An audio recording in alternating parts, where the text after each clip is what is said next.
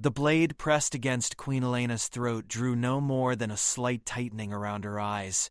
The Zephyrian assassin's scales rippled with confidence as diplomatic security froze in the reception hall, weapons half-drawn but useless with their sovereign held hostage. "Your Majesty?" Ambassador Krelthax spoke carefully from across the marble floor, his forearms spread in what passed for diplomatic calm among his people. "Perhaps we should discuss terms more privately."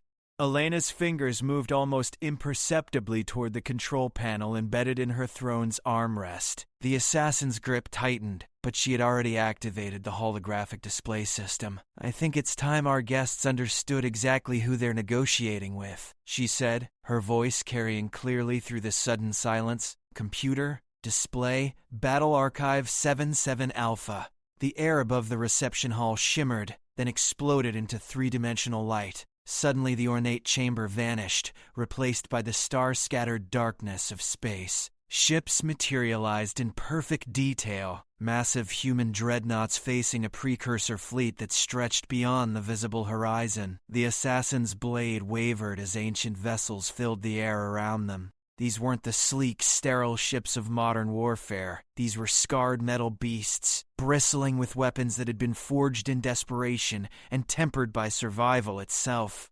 "The Battle of Kepler Station," Elena continued, ignoring the steel at her throat. 300 years ago, when humanity was still considered a footnote in galactic affairs. In the hologram, human fighters no larger than insects swarmed around precursor battleships the size of cities. The camera perspective, taken from the bridge of a human command vessel, captured every detail in stark reality. Explosions bloomed like deadly flowers. Ships died in brilliant funeral pyres, but it was the audio that made Ambassador Krelthax step backward, his confident bearing cracking like ice. "All hands, this is Admiral Chen."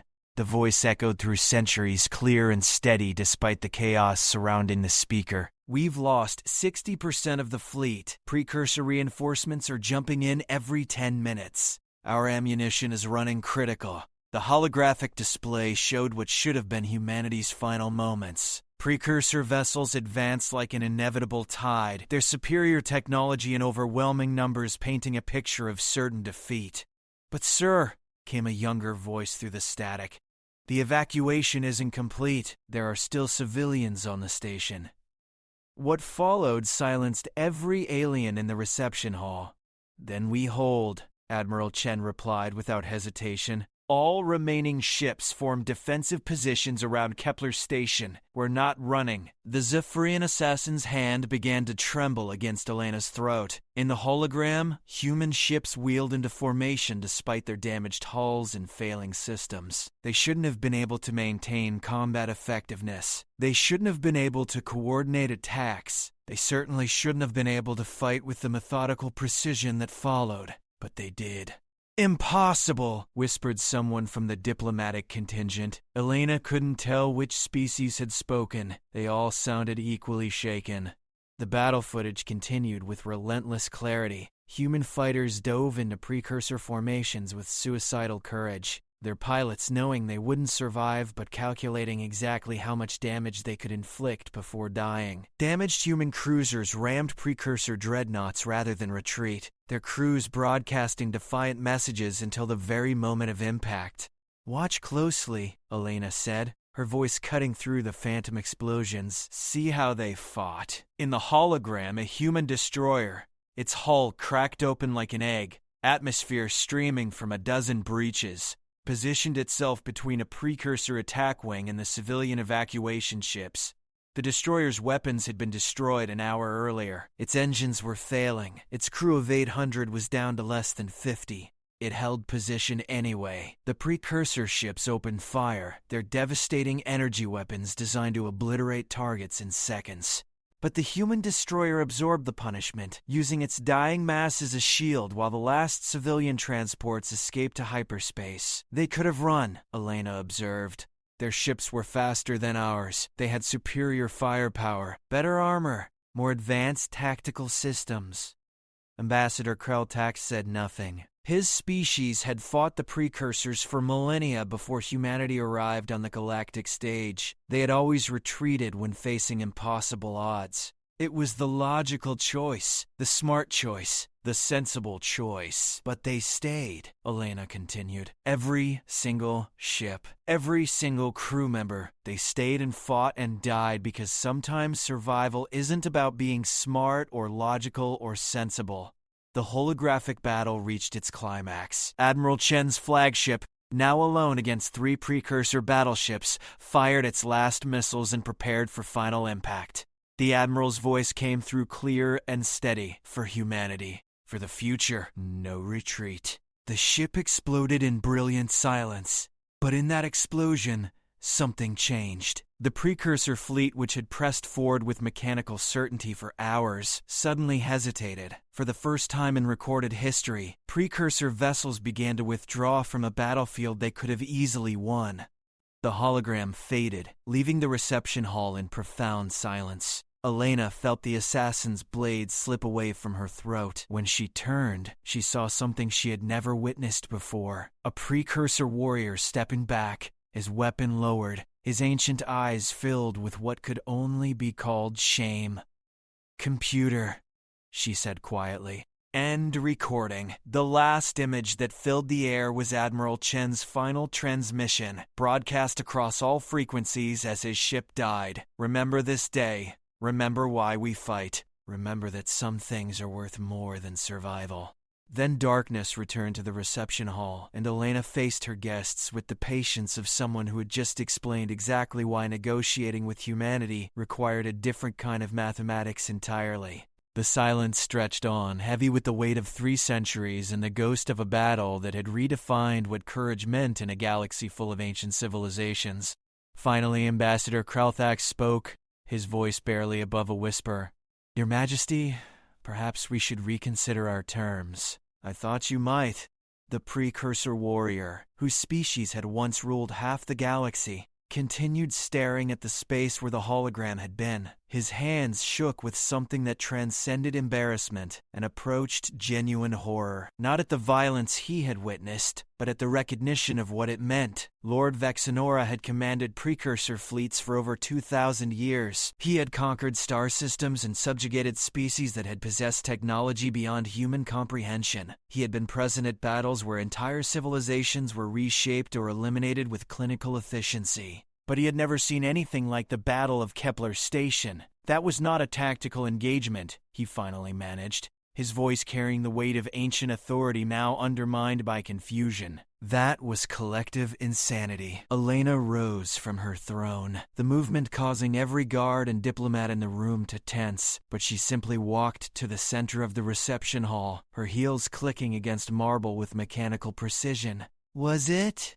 she asked. "Let me show you what happened after Admiral Chen died." The holographic system activated again, but this time the display showed star charts rather than battle footage. Points of light appeared throughout the galactic arm. Green for human colonies, red for Precursor territories, blue for neutral systems. Within 6 months of Kepler Station, 17 species formally requested human protection pacts. The star chart shifted, showing blue systems turning green in rapid succession. Within 2 years, the Precursor expansion had stalled completely for the first time in 3 millennia. Vexenora's breathing quickened. He could see the pattern emerging in the holographic display, and it defied every principle of galactic politics he had understood for 20 centuries. "Impossible," he whispered. "Fear should have driven them toward us. We offered stability, order, proven systems of governance. You offered survival," Elena corrected. But after Kepler Station, survival wasn't enough anymore. The star chart continued its inexorable transformation. Human territory didn't expand through conquest or absorption, but through voluntary alliance. Species after species chose the protection of the seemingly weaker human fleet over the guaranteed safety of Precursor hegemony. "They saw that recording," Elena explained, gesturing toward the space where Admiral Chen's final moments had played out. "Every species in this sector received copies within months. They watched human beings choose death over retreat. They watched our people sacrifice themselves for strangers, not even their own kind, but alien civilians they had never met." Lord Vexenora felt something he had not experienced since his early centuries: genuine confusion. The tactical implications were staggering, but the psychological ramifications went deeper than military strategy. But the cost? He finally said. The casualties? The material losses. Your entire third fleet was destroyed for a single space station and perhaps 50,000 civilian lives. Elena's expression didn't change, but something in her eyes grew colder. 50,000 lives, she repeated. You say that like it's a small number. In galactic terms, in human terms, each of those 50,000 lives belonged to someone who mattered to someone else. Someone's parent, someone's child, someone's friend or lover or partner. Elena's voice remained steady, but the temperature in the room seemed to drop several degrees. Would you like to see what those 50,000 people accomplished with the time we bought them? Before Vexenora could respond, the holographic display shifted again. Now it showed industrial complexes, research facilities, and colonial settlements spread across dozens of worlds. The camera perspectives moved through laboratories where breakthrough technologies were being developed, schools where children learned to reach for stars, hospitals where alien and human doctors worked side by side to save lives that would have been written off as acceptable losses under Precursor doctrine. Doctor Who's Sarah Chen, Admiral Chen's daughter, evacuated from Kepler Station at age 12, developed the quantum entanglement communication network that now connects every human colony. Elena's voice carried across the silent hall like a judgment. Her son designed the medical scanners that have saved approximately 4 million lives across 17 species. The holographic images continued scrolling. Faces, names, achievements, innovations. A cascade of individual lives that had been purchased with the sacrifice of a single fleet. Marcus Rivera, also evacuated from Kepler Station, founded the Interspecies Genetic Research Program that eliminated the Thalkari Plague. Another face, another story. His daughter currently serves as humanity's chief terraforming engineer. The world she has made habitable house over 200 million people. Vexenora watched the parade of human achievement with growing discomfort.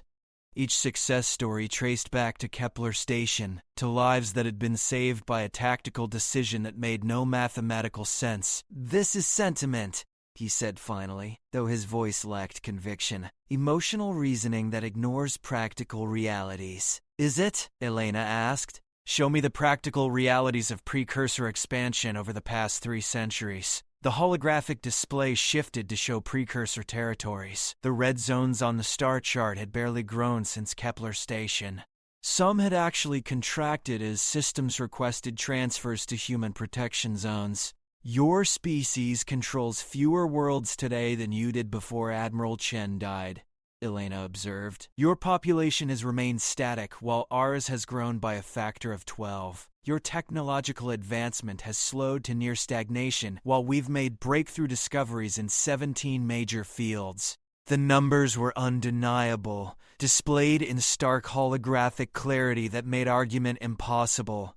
You practiced rational resource management, Elena continued. Efficient population distribution. Logical territorial expansion. Everything you did made perfect sense according to the mathematics of galactic civilization. She paused, letting the weight of evidence settle over the room like a blanket. And you've been losing ground for 300 years. The silence that followed was profound. Diplomats from a dozen species stood frozen, processing implications that redefined their understanding of power dynamics on a galactic scale. It was Ambassador Krelthax who finally found his voice. Your Majesty, are you suggesting that tactical irrationality is superior? Elena smiled, and for the first time there was genuine warmth in the expression. I'm suggesting that mathematics without meaning is just elaborate counting. You can calculate the value of 50,000 lives using any formula you want. Economic output, genetic diversity, resource consumption, territorial contribution. The numbers will tell you they weren't worth sacrificing an entire fleet. She gestured toward the space where Admiral Chen's image had appeared. But Admiral Chen wasn't doing mathematics. He was doing something much more dangerous. He was demonstrating that some principles matter more than survival itself. The implications hung in the air like an accusation. Your species abandoned principles in favor of efficiency, Elena continued, her voice growing harder. You optimized for survival above all else. You made the smart choices, the logical choices, the mathematically defensible choices. Vexenora's ancient pride finally reasserted itself, and that strategy sustained Precursor civilization for over 10,000 years. We ruled half the galaxy through rational planning and superior technology. Yes, Elena agreed. You did. And then a fleet of primitive human ships showed up at Kepler Station and changed the fundamental equation. The holographic display returned to the battle footage, but this time it focused on a single moment, Admiral Chen's final transmission, broadcast across all frequencies as his ship prepared for impact. For humanity, for the future, no retreat. The words echoed through the reception hall with the weight of prophecy. That transmission was recorded by vessels from 47 different species, Elena said quietly. Within 6 months, copies had reached every major civilization in this galactic arm, and for the first time in millennia, people began asking questions that mathematics couldn't answer. She looked directly at Lord Vexenora, and her gaze held the accumulated authority of 3 centuries of human expansion. Questions like, what would I die for? What would I live for? What would I fight for even if fighting meant certain death? The Precursor Lord felt something crack inside his chest, not physically, but something deeper. A certainty that had sustained him for 2,000 years suddenly seemed less solid than it had moments before. The practical result, Elena continued relentlessly, is that species after species began choosing uncertain freedom over guaranteed servitude. They chose the possibility of growth over the promise of stability. They chose us over you, even though we were demonstrably weaker in every measurable category. The star charts returned, showing the steady transformation of the galactic political landscape. But now the pattern was undeniable. Wherever humanity offered alliance, civilizations abandoned the Precursor model of rational governance. Because, Elena concluded, survival isn't actually the highest goal of intelligent life. Growth is, discovery is, the possibility that tomorrow might be better than today, even if today is harder than yesterday. Ambassador Krelthax stepped forward hesitantly. Your Majesty, I think I understand your point. But surely you recognize that emotional decision-making has its own costs? The casualties from human military actions are statistically higher than... Elena's laugh cut him off. It wasn't a pleasant sound.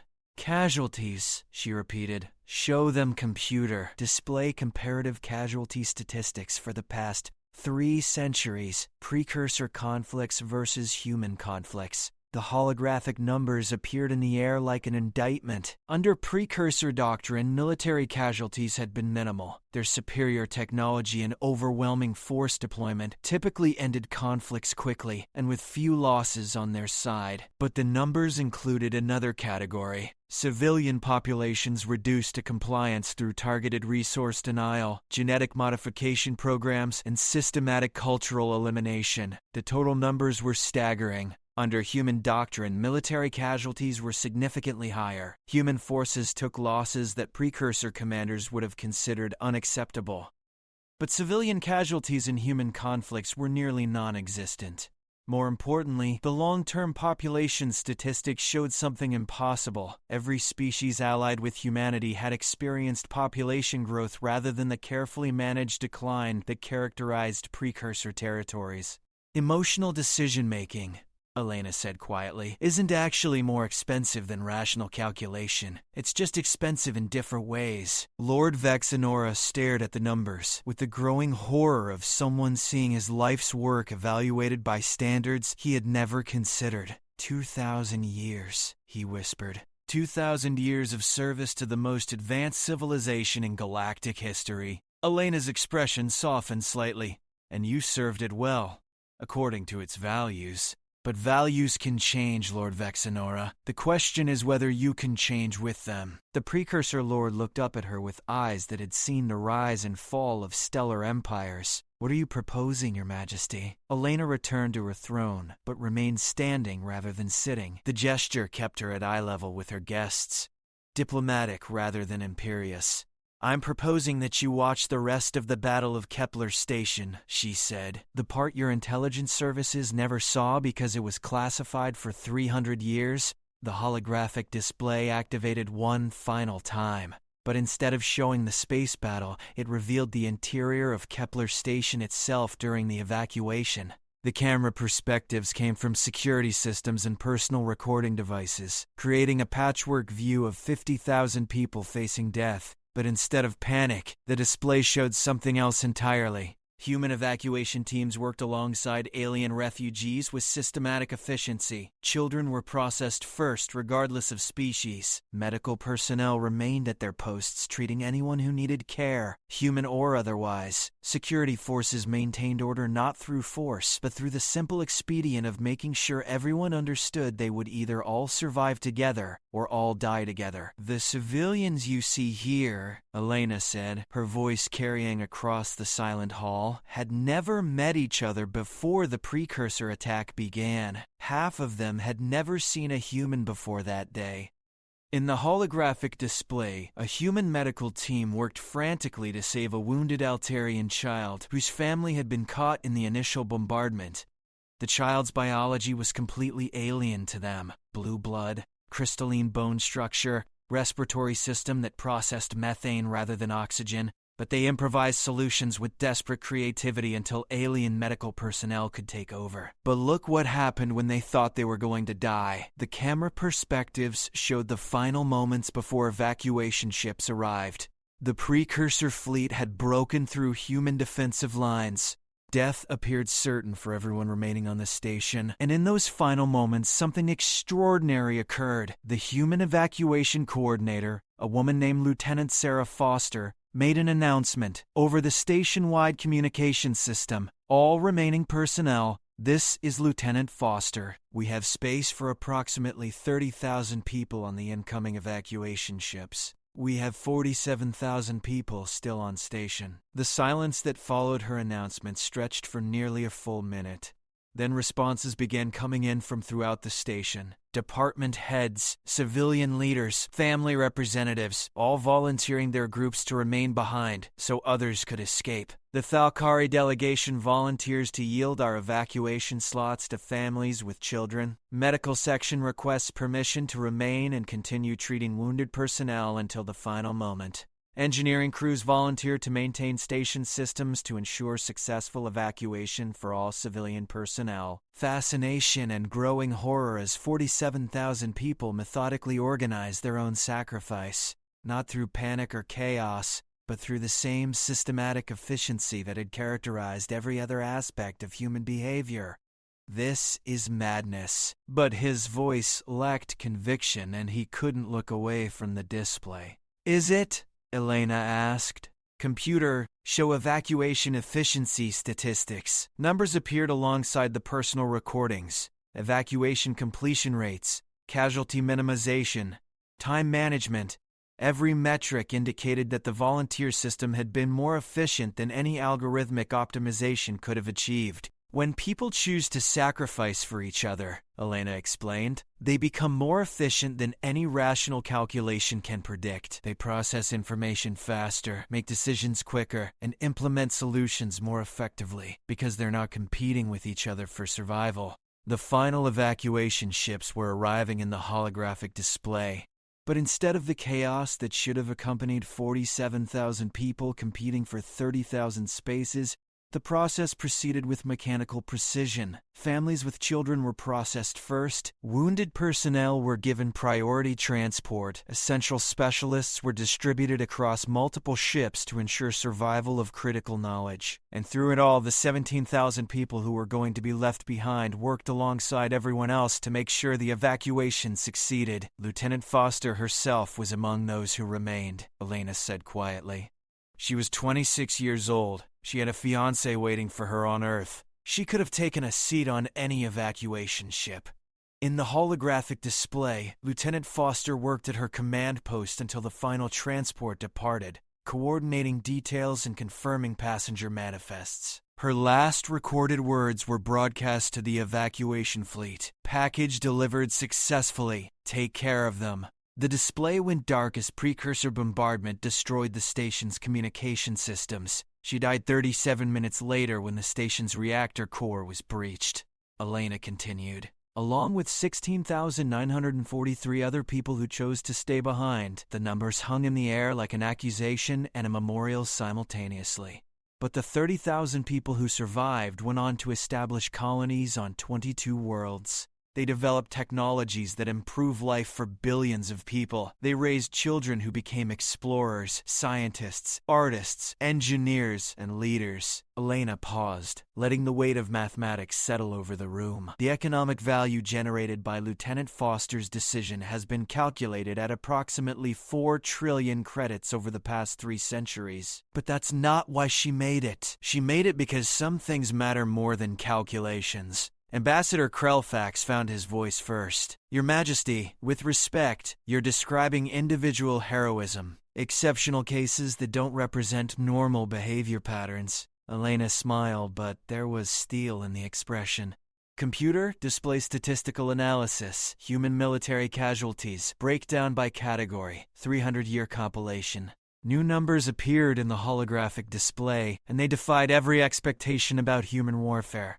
73% of human military casualties had occurred while protecting non-combatants. 81% of human ship losses had happened during search and rescue operations or evacuation missions. 90% of human personnel decorated for exceptional service had been cited for actions that prioritized others' survival over mission objectives. This isn't exceptional behavior, Elena said quietly. This is normal behavior. This is what humans do when we think we might die. The implications rippled through the reception hall like a shockwave. Your species, Lord Vexenora said slowly, has structured your entire military doctrine around tactically irrational decisions. Yes, Elena agreed. And our military doctrine has been so successful that over the past 3 centuries, we've fought fewer wars than any major power in galactic history. The paradox was undeniable. Human forces took higher casualties per engagement than any other military in known space.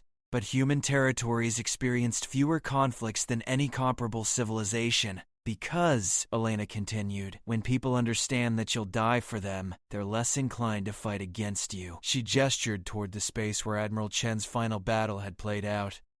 Every species in this sector has now seen what happens when you threaten human allies. They've seen the Battle of Kepler Station. They've seen the Altair defense. They've seen the evacuation of New Geneva.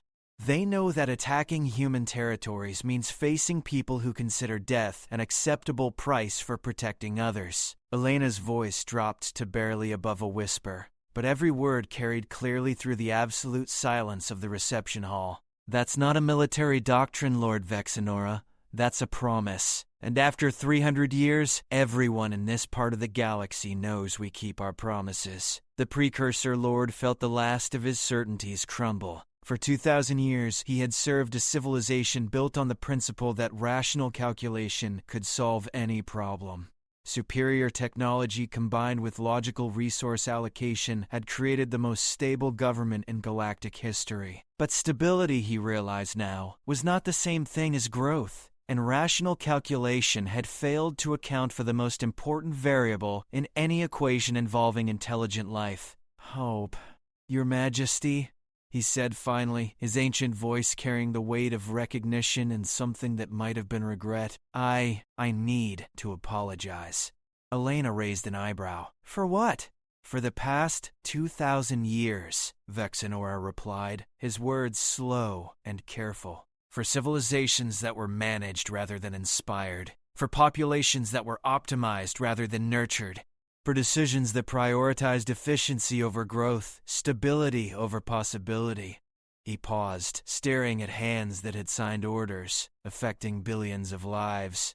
For forgetting that mathematics without meaning is just elaborate counting. The silence that followed was profound, weighted with the accumulated history of stellar empires and the recognition that entire civilizations could be built on flawed assumptions. Finally, Elena spoke. Lord Vexenora, would you like to see what we're building now? The holographic display activated one final time, but instead of showing battles or casualties or statistical analyses, it revealed something unprecedented in galactic history. A joint construction project involving 43 different species working together to build something that had never existed before. Not a space station or orbital platform, but an actual city designed for permanent habitation by dozens of different forms of life. The architectural challenges were staggering.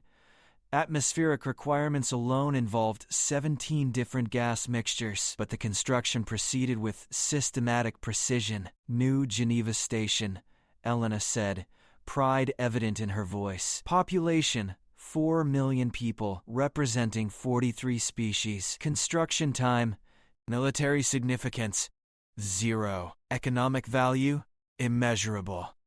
The holographic perspectives moved through streets and parks, offices and schools, marketplaces and research facilities. Everywhere, different species worked alongside each other with casual familiarity that spoke of deep cooperation rather than mere tolerance. "It's beautiful," whispered someone from the diplomatic contingent. Elena couldn't identify the speaker, but the emotion in the voice was unmistakable. "It's also completely impossible according to traditional galactic engineering principles," Elena added. "The environmental requirements alone should have made construction prohibitively expensive. The cultural integration challenges should have caused social collapse within months." She gestured toward a scene showing human children playing alongside young Altairians, Thalkari, and 3 other species in what appeared to be a public park. But it works, because everyone involved understands that they're building something worth dying for, and more importantly, something worth living for. The implications sank in slowly. For millennia, galactic civilization had been structured around the principle that different species were fundamentally incompatible. Cooperation was possible, but integration was considered impossible due to biological, cultural, and psychological barriers. New Geneva Station proved that assumption wrong. "This is our proposal," Elena said, addressing the entire diplomatic gathering. "Not alliance. Not trade agreements, not military pacts, partnership, full integration, shared governance, common purpose." Ambassador Krelthax stepped forward cautiously. "Your Majesty, the practical difficulties will be enormous," Elena agreed. "The cultural adjustment period will be measured in generations. The economic costs will be staggering. The administrative challenges will require completely new models of organization." She smiled, and this time the warmth was genuine and inviting. "And it will be worth every difficulty, every cost, every challenge, because we'll be building something that has never existed before. A truly inclusive galactic civilization." Lord Vexenora looked up at Elena with eyes that had seen the rise and fall of empires. "Your Majesty," he said quietly, "you're talking about abandoning everything that has made galactic civilization stable for thousands of years." "I'm talking about building something better than stability," Elena replied. "I'm talking about building something worth fighting for." The conversation was interrupted by a soft chime from the Queen's personal communication system. Elena touched the control panel on her throne, and a new holographic display appeared, this one showing real-time communications from throughout human space. The images revealed construction projects on dozens of worlds, research facilities where human and alien scientists work together on breakthrough technologies, schools where children from multiple species learn together, hospitals where medical knowledge was shared across biological boundaries. And everywhere, the same pattern, people working together, not because they had to, but because they had chosen to build something larger than themselves. "This is happening right now," Elena said. "Not in the future, not as a theoretical possibility. In real time, across 47 star systems and counting." The diplomatic gathering stared at evidence that contradicted thousands of years of assumptions about the fundamental nature of galactic politics. "The question," Elena concluded, "is whether you want to be part of building this future, or whether you want to be remembered as the civilizations that chose efficiency over growth, stability over possibility, rational calculation over hope, She looked directly at each diplomatic representative in turn, her gaze steady and patient. Because the future is being built either way, the only question is whether you'll be part of it. The silence stretched on, heavy with the weight of decision and the recognition that centuries of galactic politics had suddenly, irrevocably changed. Finally, Lord Vexenora spoke, his voice carrying the authority of 20 centuries and the humility of someone whose fundamental assumptions had been shattered by evidence. "Your Majesty," he said, "I believe the Precursor Council would be interested in discussions." Elena nodded, unsurprised but pleased. "I hoped you would say that, Lord Vexenora, because there's something else you need to know." The holographic display shifted one final time, revealing a star chart that showed human space and allied territories. But now the display included information that had been classified until this moment. Population projections, resource allocation plans, the numbers were staggering. Within another century, the human alliance would encompass over 60% of inhabited space in this galactic arm, not through conquest or absorption, but through voluntary partnership. "We're not asking you to join us," Elena said quietly, "because we're going to succeed either way. We're asking you to join us because we'd rather build the future together than leave you behind."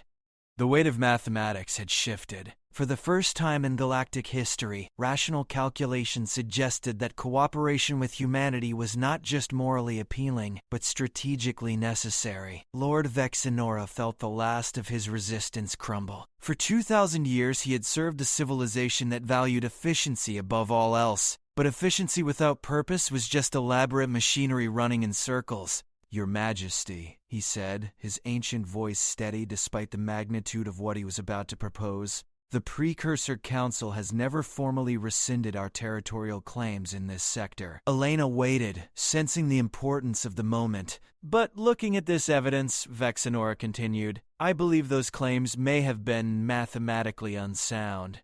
The admission echoed through the reception hall like thunder. "We would be honored," the Precursor Lord concluded, "to discuss partnership terms." Elena smiled, and for the first time since the diplomatic crisis had begun, the expression was completely relaxed. "Computer," she said. "End recording. File everything under historical archives, the day the galaxy changed." As the holographic displays faded and normal lighting returned to the reception hall, Elena looked out over the gathering of diplomats who had witnessed the end of one era and the beginning of another. "Gentlemen and gentle beings," she said, her voice carrying the confidence of someone whose gamble had just paid off beyond all reasonable expectations. "Let's start building something worth dying for, and more importantly, something worth living for." The future, she knew, would not be easy. Integration across dozens of species would challenge every assumption about governance, economics, and social organization. The cultural adjustments would require generations. The administrative complexities would dwarf anything previously attempted in galactic history. But for the first time in millennia, the galaxy's future would be built on mathematics that accounted for hope rather than just survival. And that, Elena reflected as she watched her guests process the implications of partnership over dominion, made all the difference in the universe. The age of rational calculation had ended. The age of purposeful mathematics had begun. And at its foundation lay the memory of Admiral Chen's final transmission, broadcast across the centuries. For humanity, for the future. No retreat.